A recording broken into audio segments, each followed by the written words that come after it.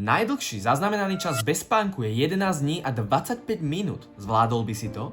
A to, čo vedci zistili počas tohto experimentu, úplne zmenilo to, ako premýšľame o našom mozgu. Všetko to začalo v roku 1964 a začal to len 17-ročný Randy Gardner zo San Diega. Chcel proste prekonať svetový rekord a mal to ako do školského projektu. Dvaja jeho kamaráti sa pri tomto striedali, aby naozaj nezaspal. A vedec William Diamond zo Stanfordu ho sledoval dokonca každú hodinu. Prvé 2 dni bolo všetko v pohode, cítil sa iba unavený, ale nič viac.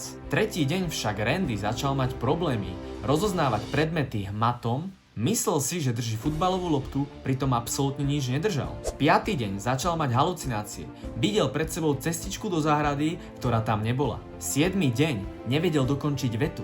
Zabudol, čo hovoril uprostred myšlienky. 10. deň nevedel rozoznať ľudí od predmetov. Potom zaspal. Na 14 hodín a 40 minút.